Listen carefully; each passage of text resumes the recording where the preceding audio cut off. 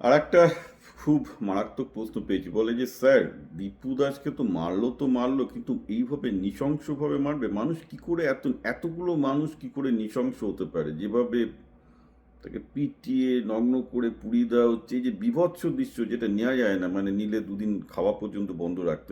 এই মানুষ এত নৃশংস কি করে হতে পারে, রাইট? আমি জানি, আমি যখন এই প্রশ্নটা করেছি আমার অনেকেই পছন্দ করবেন বলতে যে ও ইসলাম মানুষকে ওই রকম জানোয়ার বানায়। বাট হোল্ড অন, মেন জিনিসটা কিন্তু তা নয়। মেন জিনিসটা কিন্তু ইসলাম বা নয়। ইসলামের একটা ভূমিকা আছে, সেটাতে আমি আসবো, কিন্তু সেটা আরও অনেক কিছুর ভূমিকা থাকতে পারে। মেন জিনিসটা যেটা হয় সেটা আমাদের একটু সাইকোলজিটা বুঝতে হবে। দেখুন, আমরা সবাই একটা ভালো মানুষের ভূমিকায় আছি, এবং এই ভালো মানুষের মুখোশটা রাখি যখন একটা মানুষের দায় থাকে অন্য মানুষের কাছ থেকে একটা অ্যাপ্রিসিয়েশন পাওয়ার, একটা অ্যাকসেপ্টেন্স পাওয়ার, যার জন্যে আমরা আমাদের ইনার সেলফটা যাই হোক না কেন, আমাদের একটা প্রেজেন্টেশন, সামনে একটা প্রেজেন্টেশন রাখতে হয়। যদিও আমি সেটা খুব কম রাখি, আমি খুব কার্তর বলে দিই, কিন্তু ব্যাপারটা হচ্ছে এই যে না, আমাদের প্রত্যেকের একটা ডার্কার সাইড আছে, প্রত্যেকেরই একটা অন্ধকার সাইড আছে। সেই অন্ধকার সাইডটা হচ্ছে একটা দানবের জায়গা, প্রত্যেকের মনে আছে এটা। যে লোকটা এই দীপুকে পিটিয়ে এইভাবে মেরেছে,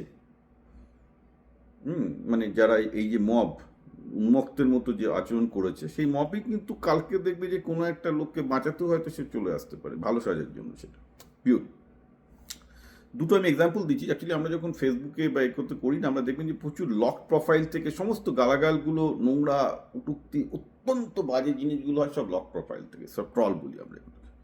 কারণ কি? কারণ ওরা জানে যে ওদের লক প্রোফাইল ওদের কেউ চিনতে পারবে না, তার জন্য ওরা প্রোফাইল লক করে। তো আমরা কি করি, সঙ্গে সঙ্গে ব্লক করে দিই। আমি লক প্রোফাইল থেকে গালাগাল দেখলে জানি যে এগুলো মানে বিরক্ত করবে, তো অল ব্লক। লক প্রোফাইল থেকে কেন এরা করে? কেন? যেগুলো আনলক প্রোফাইল থেকে কিছু রেসপন্সিবল বক্তব্য রাখে, কিন্তু লক প্রোফাইল থেকে প্রচণ্ড নোংরা এবং কদর্যোগ্য সব করাবে। তার কারণ কি? তার আছে যে না, আমি হাইড করার চেষ্টা করছি, আমাকে কেউ চিনতে পারবে না, তার ধারণা থাকতো যে মানে ব্লক করেছে তো চিনতে পারবে না, মানে যেহেতু লক প্রোফাইল চিনতে পারবে। একই জিনিস হবে রেপের ক্ষেত্রে, ধর্ষণের ক্ষেত্রেও দেখা গেছে যে যদি শুধু একটা পুরুষ একটা মহিলাকে ধর্ষণ করে সেটা বিভৎস, কিন্তু তার থেকেও হাজার গুণ বিভৎস হচ্ছে যখন একটা মহিলার ওপর গণধর্ষণ হয়, তত 5-6 জন ছেলে 4 জন মিলে গণধর্ষণ হচ্ছে। কারণ কি? সেক্ষেত্রে মহিলাটা হয়তো পুরুষটাকে ঠিকঠাক করে চিনতে পারবে না। অর্থাৎ 1-to-1 ধর্ষণের ক্ষেত্রে একটা পুরুষের ভয় থাকে যে still he has some responsibility, মানে সেটার তো স্টিল একটা রেসপন্সিবিলিটি আছে মেয়েটার সামনে কিছুটা অন্তত ভালো থাকার, যার জন্য সে পুরো দানবটাকে বার করতে পারছে না তার ভেতরে। যখন গ্যাংরেপ হয় তখন প্রত্যেকটা মানুষের পুরো দানবটা বেরিয়ে আসে, কারণ সে জানে তাকে কেউ দেখতে পাচ্ছে না, তার মনে হয় তাকে কেউ দেখতে পাচ্ছে না। একই কারণে যারা লক প্রোফাইল থেকে ট্রল করে। তো মব, এই গণপিটুনির ক্ষেত্রে বা গণহিংসার ক্ষেত্রে যেটা দেখা যায় যে মব ভাবে যে আমি এত এত লোক আছে, তার মধ্যে আমি লুকাতে পারবো।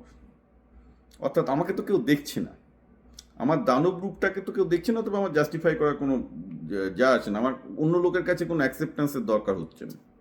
সুতরাং তখন মানুষের যে ডার্কার সাইডটা থাকে, তার মনের মধ্যে যত হতাশা, যত কিছু ডার্কার সাইড আছে, হয়তো দীপুর ওপর যে লোকটা এরকম করে অত্যাচার করলো, যেরকম 100 লোক করলো, তার মনের মধ্যে যত হতাশা হতে পারে, সেটা তার বইয়ের কাছ থেকে এসছে, হতে পারে তার বাবা পিটিয়েছে, হতে পারে তার মালিক পিটিয়েছে, তার মনের মধ্যে যত ক্ষোভ আছে, সেই মুহূর্তে দীপু এই ক্যারেক্টারটা হয়ে গেল তার ক্ষোভের সমস্ত কিছু রসদ আর কি, ঝাঁই করে ওখানে গিয়ে রিলিজ করে দেয়। এটাই হয় মবের ক্ষেত্রে। এবার এক্ষেত্রে আপনি বলবেন যে ইসলামের ভূমিকাটা সে এগেন আমি যেটা বারবার করে বলেছি, নাহিলিজমে, যে যখন মৃত্যুর কালটা তারা বিশ্বাস করতে শুরু করে তখন এই গার্ডটা আরও কমে যায়। অর্থাৎ আমরা আমাদের এই যে ডার্কার সাইডটাকে চেপে রাখার চেষ্টা করি, তার একটাই কারণ যে আমরা জীবনকেও তো ভালোবাসি। জীবনকে ভালোবাসতে গেলে একটা দরকার যে বাকি আরও 10টা লোক যাতে আমাকে অ্যাকসেপ্ট করে, সেটা দেখা দরকার, যে বাকি 10টা লোক যাতে আমাকে ভালোবাসে, সেটা না আসলে তো আমি তো বাঁচতে পারবো না। তো যখন মানুষের জীবনের প্রতি ভালোবাসা কমে গিয়ে মৃত্যুর প্রতি, শহীদ হওয়ার একটা ইচ্ছা আসে, মৃত্যুর প্রতি ভালোবাসা আসে, এবং সে বলে যে আমি ইসলামের জন্য সব কিছু করতে পারবো, আমার মৃত্যুটাই শ্রেয়। আমি বারবার করে বলছি, এটি ভেরি ডেঞ্জারাস কাল, পিপুল হ্যাভ নো আইডিয়া। নাহিলিজম শুধুমাত্র ইসলামে তো নেই, আমাদের আমেরিকার বন্দুকবাজদের মধ্যেও আছে। আমেরিকার বন্দুকবাজরাও খুব ডেঞ্জারাস, রাইট? মানে এরকম করে গুলি করে মেরে দিচ্ছে, and then it gets into all the things. সেইখানটাতেও কিন্তু দেখা যাচ্ছে, আমরা যদি দেখি যে এই মৃত্যুর কালটি বিশ্বাস করার জন্য এই গার্ডিংটা কমিয়ে দেয়। তাতে কি হচ্ছে, বেসিক্যালি এই লোকগুলো আরও দানব হয়ে উঠছে। এমনিতেই মানুষের মধ্যে দানবতাটা লুকিয়ে আছে, কিন্তু এই নাহিলিজমের জন্য গার্ডটা আরও খুলে গিয়ে আরও তাদের মধ্যে যে দৈত্য দিকটি ভাবটা বাড়িয়ে আছে। আমি বারবার করে বলছি, মানুষের মধ্যে যে লুকানো যে দৈত্যটা আছে সেটা যদি একবার রিলিজ হতে থাকে না, সো ডেঞ্জারাস। এটা নিয়ে প্রচুর কাজ হচ্ছে, প্রচুর গবেষণা হয়েছে। Most of the people have no idea যে তারাও নিজেরাও কি পরিমাণ দানব। যে ছেলেটা আমাকে প্রশ্ন করেছে যে আজকে দীপুর ওই হত্যাকাণ্ড থেকে 2-3 দিন খেতে পাচ্ছে না, মানে এরকম সে শকড, তার মধ্যেও একটা দানব লুকিয়ে আছে। সেই দানবটাও কিন্তু একটা সময় পেলে বেরিয়ে আসতে পারে তার ভেতর থেকে। It's a very dangerous thing that everybody has to understand. আমি বারবার করে বলছি যে ধর্ম থেকেও পৃথিবীতে সবচেয়ে বেশি জানা উচিত হচ্ছে আমাদের মনের গঠন, আমাদের মন কিভাবে রিলিজ হয়। এটা অধিকাংশ লোকজনই বোঝে না, যার জন্য তার মনকে নিয়ে পলিটিশিয়ান, ধর্মগুরু, সেলসম্যান সবাই খেলা করে।